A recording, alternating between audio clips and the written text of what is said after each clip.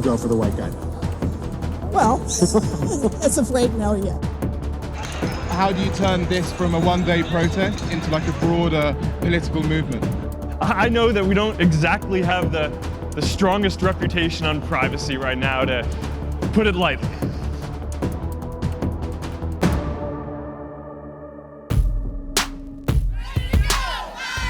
North Carolina teachers walked out of their classrooms today for the second year in a row. And in South Carolina,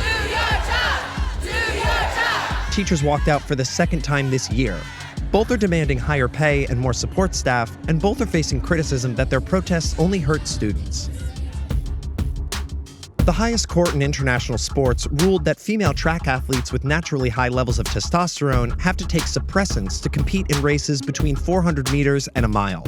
South Africa's two-time 800-meter Olympic gold medalist Caster Semenya had challenged the proposed limits as discriminatory. The court agreed, but said the discrimination is necessary for, quote, preserving the integrity of female athletics.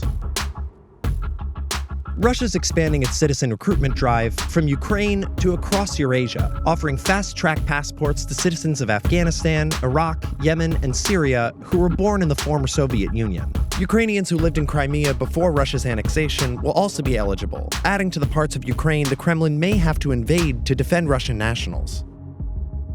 Julian Assange has been sentenced to 50 weeks in an English prison for skipping bail in 2012. A judge rejected Assange's argument that spending 7 years holed up in the Ecuadorian embassy in London was its own kind of imprisonment and should count for something. Assange's next legal saga is scheduled to start tomorrow, when a court hears arguments about whether he can be extradited to the US on hacking conspiracy charges.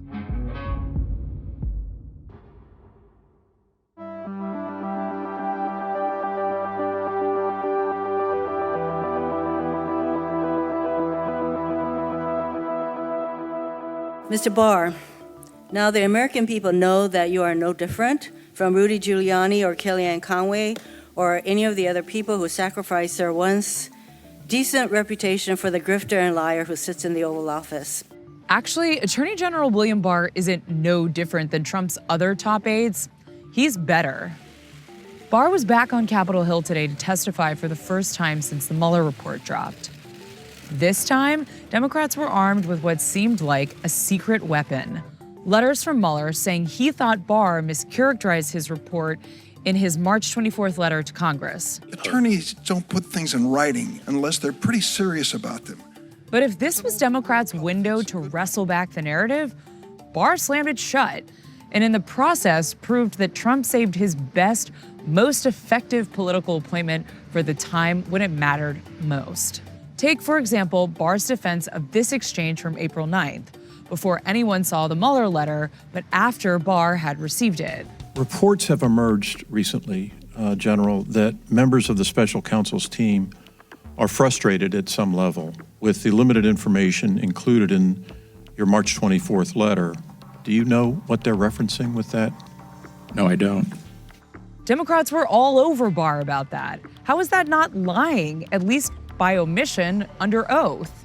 Barr brought a printed out version of that exchange with him today and split hairs, explaining how he did actually answer the question accurately. Well, I answered a question, and the question was relating to unidentified members who were expressing frustration over the accuracy relating to findings. I don't know what that refers to at all. I talked directly to Bob Mueller, not members of his team.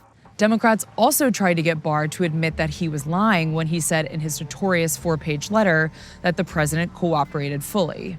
Do you think it's fully cooperating to instruct a former aide to tell the Attorney General to unrecuse himself, shut down the investigation, and declare the president did nothing wrong? I don't think, well, obviously, since I didn't find it was obstruction, I felt that the evidence could not support an obstruction. I'm asking if that's fully cooperating. I'm not asking whether that's obstruction. Is that fully cooperating? Yeah, he fully cooperated. Dianne Feinstein, the committee's senior Democrat, tried to pin Barr down on one of the Mueller report's most damning findings, that the president told White House counsel Don McGahn to have Rod Rosenstein fire Mueller. And then he tried to have McGahn create a record saying Trump never made the request. Barr was ready for that one, too. you still have a situation where a president essentially tries to change the lawyer's account in order to prevent further criticism of himself. Well, that's not a crime. Barr's ability to fend off these lines of attack matters, because even though the Mueller report is behind us, the dozen-plus separate investigations that it spawned are just gearing up. Barr is going to be overseeing those investigations, meaning that he could affect their outcome in any number of ways that he thinks beneficial to his client. Democrats appeared to be getting wise to this. Once more, they tried to pin Barr down, and once more, he had his answer at the ready. Will you recuse yourself from those investigations? No. The playbook Barr is using here is basically the Trump playbook. Never apologize, never back down, and don't submit to congressional bullying. He was supposed to testify in the House tomorrow, but now he's not even going to show up.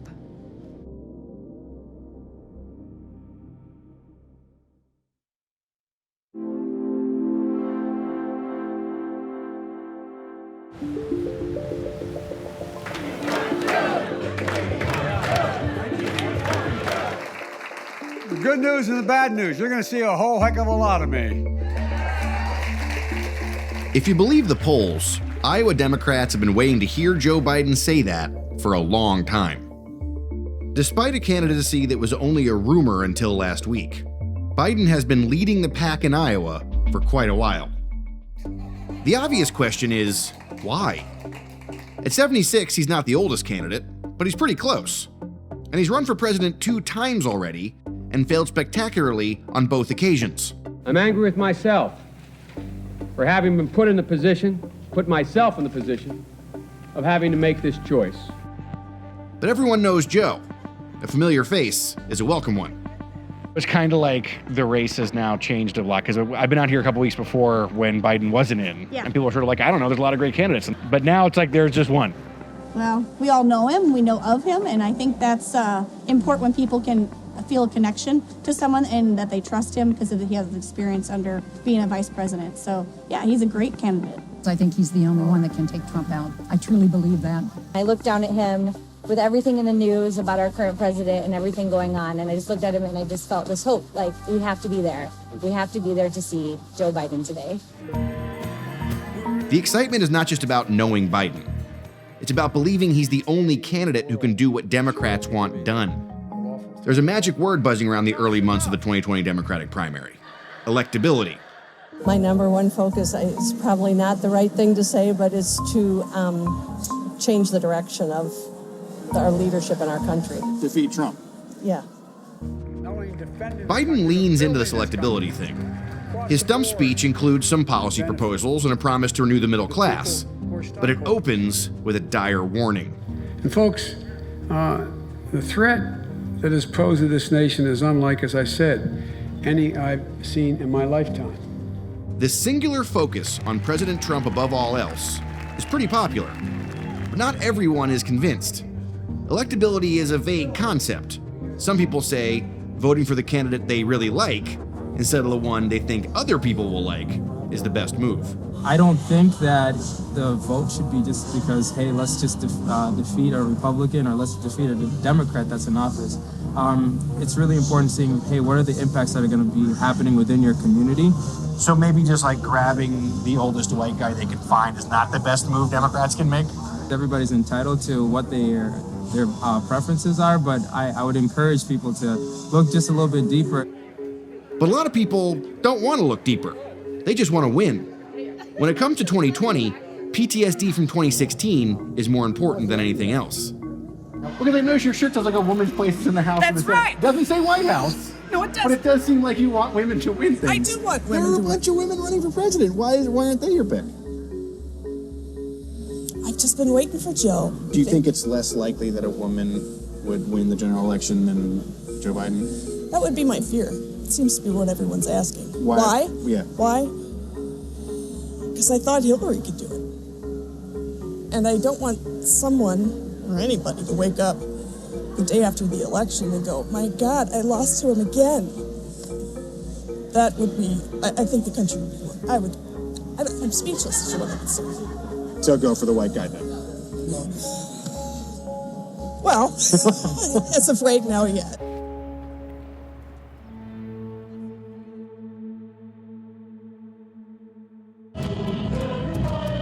Workers around the world made a show of force today for May Day, the pro-Labour demonstration that dates back to the 1880s.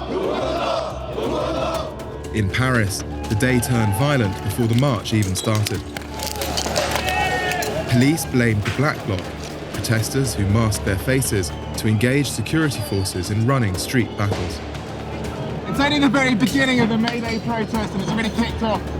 Large Black Bloc elements within the crowd have been showing photos of the police. The police have been responding with tear gas. The government was expecting this, deploying 7,400 officers who detained more than 250 people in Paris.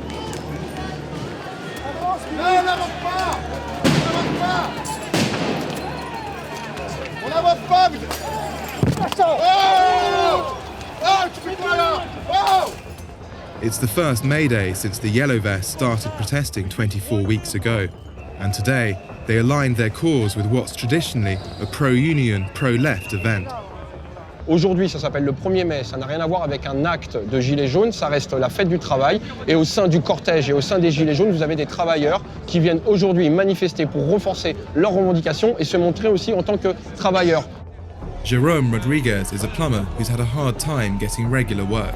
He joined the movement almost as soon as it started, drawn not just to demands for lower taxes, but to a broader vision of social equality. D'avoir une justice sociale et fiscale, d'avoir une nouvelle démocratie où le peuple puisse agir plus dans les décisions qui sont prises par le gouvernement et d'avoir la fin des privilèges. Thousands of Yellow Vests have been injured since protests began. In January, Rodriguez lost sight in one eye after being struck by what he believes was a projectile fired by the police.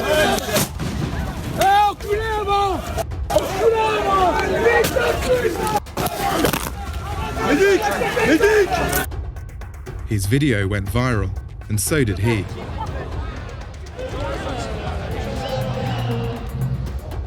A speech Macron gave last week to address their demands didn't achieve much. Le problème, c'est qu'à défaut de nous entendre, en France, aujourd'hui, vous avez un président qui nous mutile, qui coupe des mains, qui enlève des yeux. C'est ça la réalité. Donc pourquoi faire une révolution? Oui, parce qu'on a un climat de violence instauré par le gouvernement. D'accord? Maintenant, le mot révolution implique beaucoup de choses. Révolution, ça peut aussi dire la mort. D'accord? La révolution, c'est des purges. La révolution, votre voisin, il peut brûler votre maison. Est-ce qu'on est prêt pour ça? J'en sais rien. C'est la rue qui y répondra si le gouvernement, aujourd'hui, ne répond pas à nos attentes.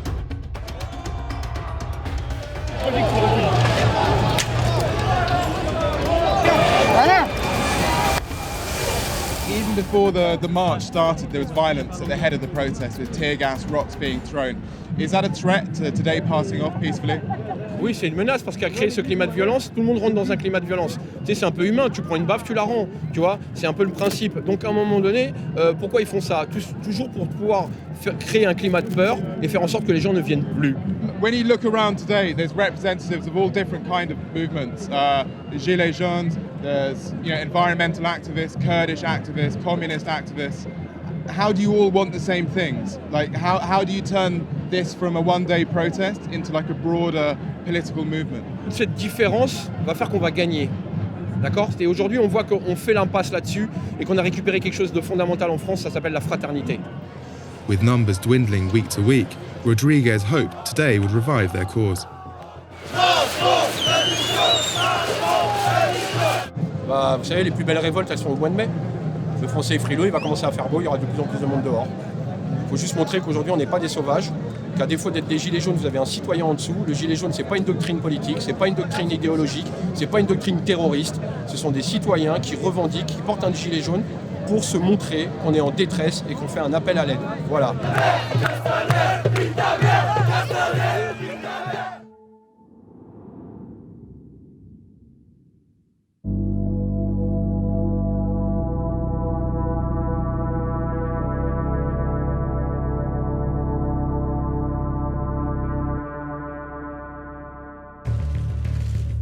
The U.S.-imposed embargo on Iranian oil has been in effect for 11 months, since the U.S. pulled out of the Iran nuclear deal. Tomorrow, a loophole that allowed some countries to keep buying Iran's crude without any penalties goes away. Today, I'm announcing that we will no longer grant any exemptions. We're going to zero across the board. Last fall, when oil supply was tight, the U.S. gave 8 countries 180-day waivers, permitting them to purchase oil from Iran in the short term while looking for an alternative. ترامپ فکر میکنه با این بازی‌ها میتونه صادرات نفت ایران رو صفر بکنه؟ امکان پذیر نیست. صادرات نفت ایران صفر نخواهد شد. ما نفتمون میفروشیم. به انواع مختلف میفروشیم. Oil is Iran's lifeline. It exports over 2 million barrels per day, making more than $50 billion a year, a tenth of its GDP. Without it, the Iranian economy will suffer, even more than it already has. The Iranian economy has shrunk by 6%. Inflation is at 50%. There are shortages of food and basic staples. The U.S. is essentially saying to the Iranian public, we don't like your government. We're going to put so much pressure on you until you rebel. Greece, Italy, and Taiwan have already cut their imports from Iran to zero. But India, South Korea, Japan, Turkey, and China haven't agreed to do that.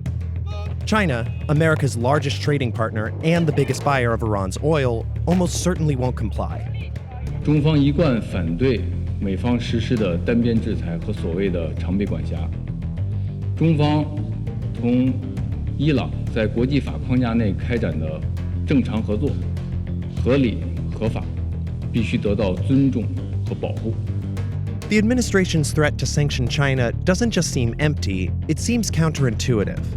They are in the final phases of an important trade negotiations with the United States. Whether they continue to buy any Iranian oil or a little bit of Iranian oil or the same amount as before is somewhat contingent on how this conversation with the United States unfolds.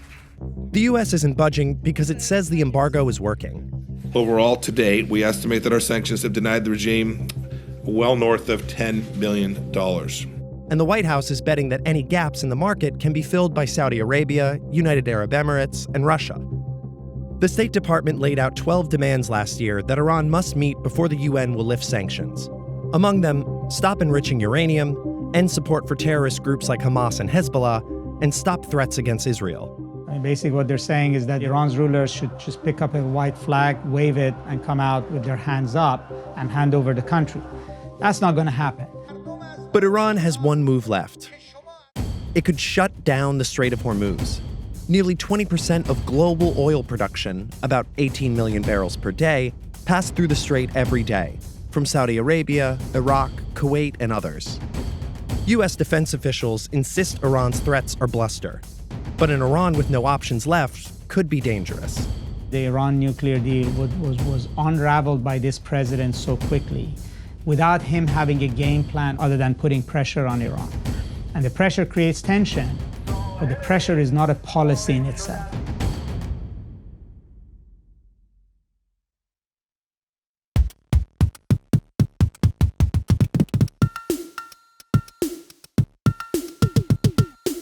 Now look, I get that a lot of people aren't sure that we're serious about this. I know that we don't exactly have the strongest reputation on privacy right now, to put it lightly. Mark Zuckerberg reaffirmed what he's been saying for months. Facebook cares about privacy now. Or at least, that's what it wants everyone to think. We're going to keep investing heavily in security and privacy. What does it mean for Facebook to pivot to privacy? Well, it's still a little vague. But one concrete thing the company is doing is encrypting Messenger, so no one has access to what you're sending. In general, Facebook and its developers are going to have less access to user data than they used to. My biggest takeaway of the keynote is that people have now recognized there's like potentially a shift in social media, where it seems like maybe a few years ago everyone would just hype on the idea that you could share anything anywhere, and now people are kind of sick of it. But if the pivot to privacy means that developers are going to know less about their users, and Facebook has such a crappy reputation, then who would want to develop for Facebook anymore? Well, it turns out a lot of people would. Attendance at this year's conference wasn't down at all. And the developers that we spoke to, who work for startups, established tech companies, and everything in between, were happy to give Facebook the benefit of the doubt. They did say that they're working on it. So I want to see where they're going with that. Like I like Facebook as a platform. Yeah. So I believe that they are interested in fixing that solution. Maybe that's because developers really trust Zuckerberg. Or maybe it's because they have no choice but to trust him. After all, there's no other company on Earth that has 2 billion users, or the sheer amount of user data that Facebook has. So whatever changes it makes to its platform, it's still not going to drive developers away. And in any case, not everyone is convinced that Facebook's privacy issues are a real problem. So we have been in existence for the last 3 years. The privacy issues have not been of concern to even our users or to our company as of now. In that sense, Zuckerberg's new pitch on privacy may not have been aimed at developers at all. Instead, it was aimed at impressing the only people that can really hurt it: regulators and legislators in Washington and around the world who are eager to crack down on the company. We're changing our ways, Facebook is saying. Please don't break us up.